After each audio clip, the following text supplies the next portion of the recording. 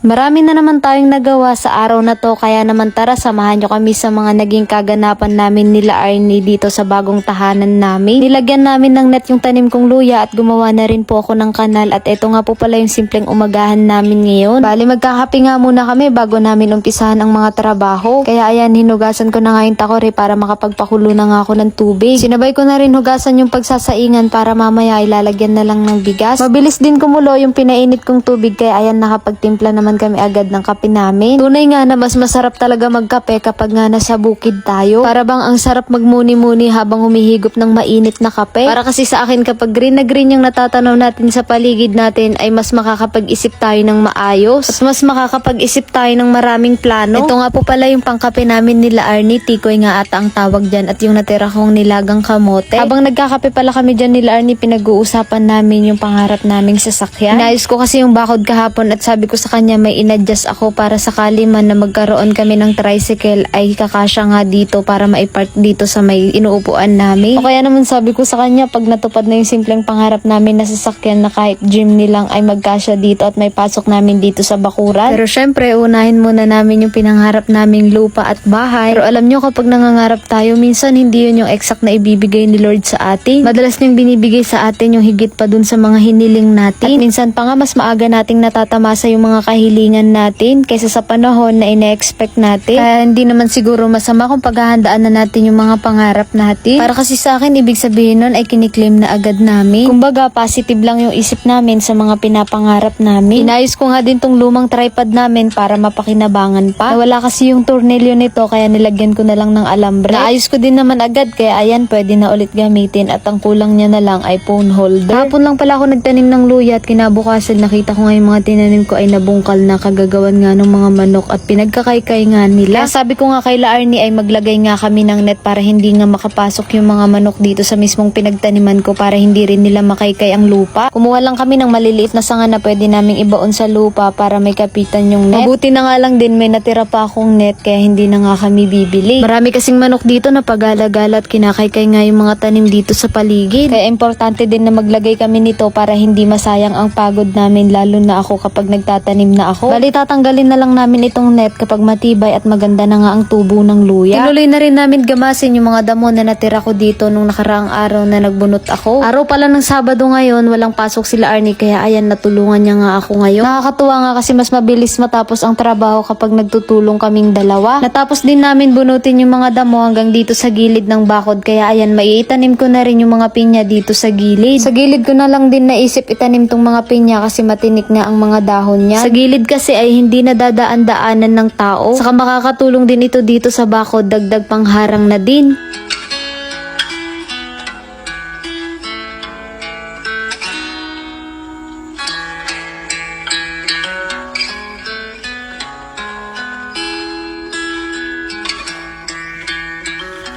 Gagawa nga din po pala ako ng kanal na agusan ng tubig mula dito sa poso. Kapag kasi gumagamit kami ng tubig dito sa poso at nagbuhos kami, ay nadiretso nga yung tubig sa mismong pader ng bahay. Para na rin hindi magputik dito at hindi na rin maligmit tignan. Bali, diretso ko na lang din itong kanal kung saan ang area ng magiging taniman namin. Para pag umagos ang tubig, diretso na din sa mga tanim. Para hindi na rin kami gaanong mahirapan magdilig at libre dilig na din. Mainam nga ito, bawas pagod na rin sa pagdidilig. Nanghinayang din kasi ako sa mga tubig na natatapon mula sa poso. Saka medyo malawak-lawak din yung gagardenin natin dito, kaya hindi magiging madali sa akin ang pagdidilig. Kaya tama lang din itong paraan na naisip namin nila Arnie na dito na idiretso ang kanal. Binuhat na din namin itong gagawin namin kulungan ng mga manok para ma-adjust na din namin ang pwesto. Bali, dati na po pala ito nung lumipat kami dito, meron na to, itutuloy na lang namin gawin. Siguro pag nakumpleto ko na rin yung mga materyales na panggawa ko dito ay uumpisahan ko na rin yan gawin para makuha na din namin ng mas maaga yung mga hayop na aalagaan namin. Kakabit na nga din po pala namin dito ngayon yung Christmas light na gamit ko dati sa bukid na tinirahan ko, at nagamit din namin ito sa boarding na una naming inupahan. Maganda rin kasi kahit papano na meron din tayong mga pailaw dito, lalo na't nasa bukid tayo. Inayos ko na nga din itong mga solar na dati ko rin gamit sa bukid para kahit papano mas magliwanag na dito sa paligid ng bahay. Medyo maliliit nga lang itong mga solar na to, kaya hindi ganun kalakas ang liwanag, pero pwede na nga ito at makakatulong na din ito sa amin nila Arnie. Pagkatapos nga ng lahat ng ginawa namin sa paligid, paligid ay kumain na nga rin kami. Bali ito na nga rin ang umagahan at pananghalian namin. Kasi medyo late na nga rin nakapagluto sila Arnie dahil tumulong nga siya sa